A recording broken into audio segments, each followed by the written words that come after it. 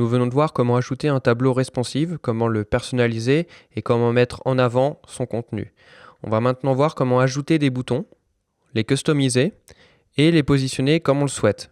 Donc là, l'objectif, ça va être d'ajouter 3 boutons. Un bouton ajouter, supprimer ou modifier un membre. Donc je vous invite à retourner dans votre code HTML. Et là, pour ceux qui ont suivi la leçon sur les tableaux, on va faire un petit peu d'ordre parce qu'on est allé un petit peu vite et à ce niveau-là, on ne sait plus trop quel div ferme quoi. Donc on va commencer par ajouter un ID sur la div qui contient mon tableau. Voilà, tout simplement, on va l'appeler tableau. Et sur la div qui ferme cette div,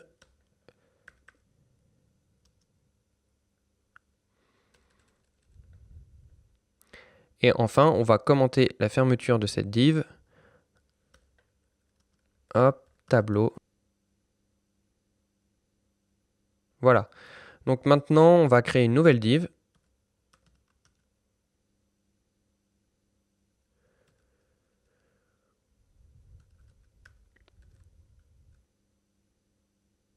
Et c'est à l'intérieur de cette div qu'on va ajouter nos boutons. Donc on va commencer tout simplement avec le premier bouton ajouter un membre. Je sauvegarde. Je rafraîchis. Voilà, j'ai bien mon bouton ajouter un membre. Donc on va faire pareil. On va répéter l'opération 3 fois.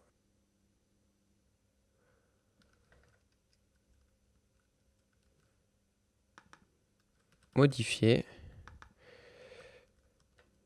Supprimer. Avec des majuscules. On va mettre un petit espace pour mieux se rendre compte.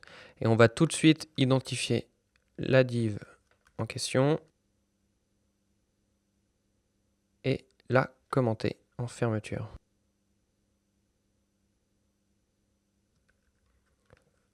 Voilà, une fois que j'ai fait ça, on va regarder ce que ça donne. J'ai bien mes 3 boutons qui sont bruts et qui n'ont pas de style. On va voir comment ajouter un style assez facilement en utilisant les classes du Bootstrap. Donc retournez dans votre code HTML. Et là, dans Button, on va ajouter une classe.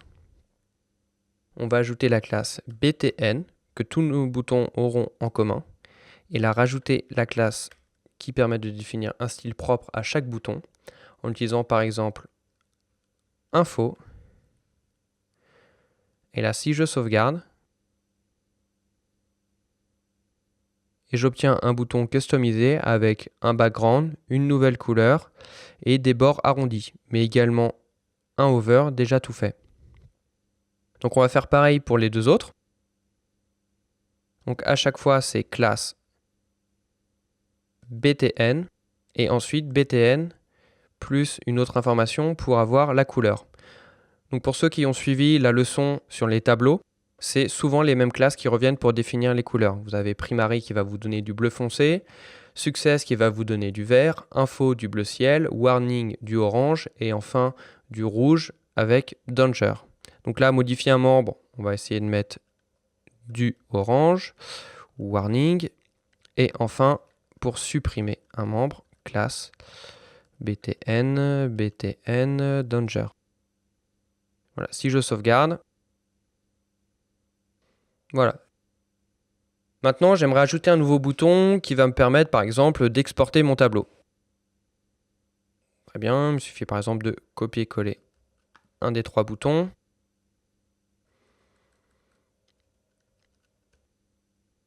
Et ici, on va mettre exporter. Donc là, au niveau du style, on va par exemple mettre défaut, voir ce que ça donne. Et là, si je sauvegarde et que je retourne sur ma page, voilà, j'ai bien mon bouton exporter, donc qui n'a pas de couleur, c'est le style par défaut. Maintenant, j'aimerais que ce bouton-là soit pas ici, mais soit plutôt en bout de ligne. Très simplement, je vais faire comme j'ai fait, si vous vous souvenez, pour décaler ma sidebar.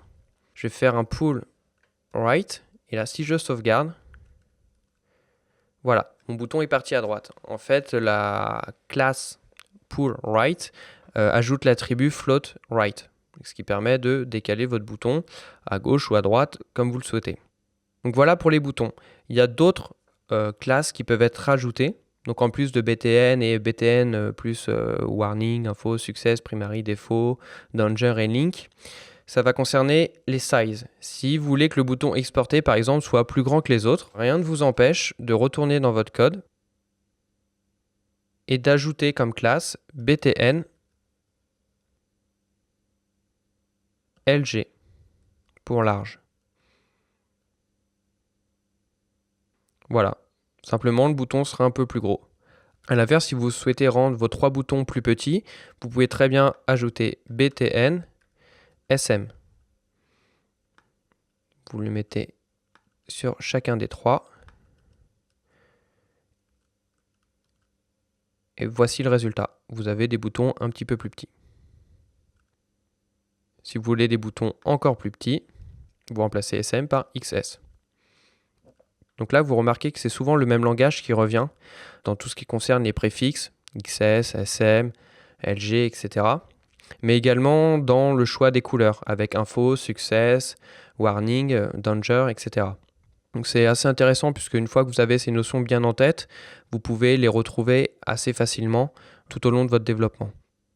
Donc voilà comment ajouter des boutons assez facilement, les customiser et les placer comme on le souhaite. Donc je vais harmoniser tout ça et on va pouvoir passer à la leçon suivante.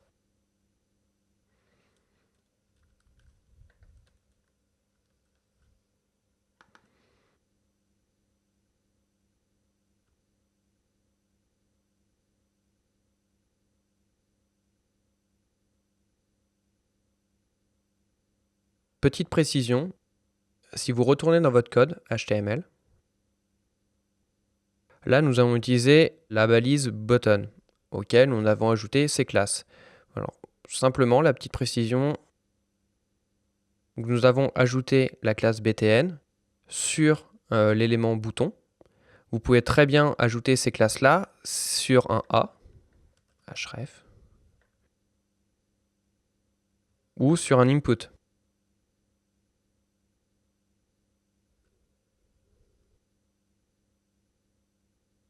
Donc là, on va refermer.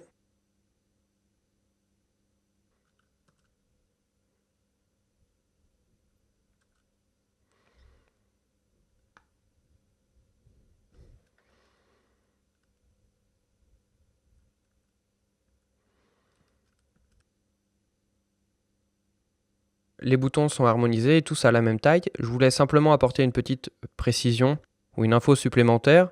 Là, on a ajouté du style sur des éléments button, mais on peut très bien le faire sur des liens ou sur des inputs de type submit.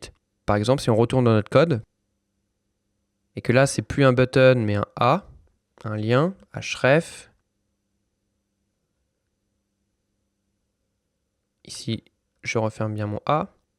Et si ici, je mets un input de type submit, hop, je supprime, value, supprimer un membre,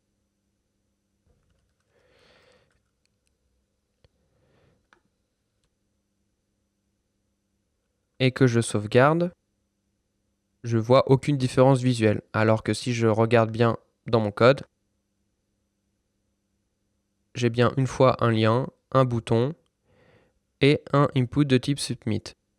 Vous avez la démonstration qu'on peut utiliser les classes BTN sur d'autres éléments que des buttons.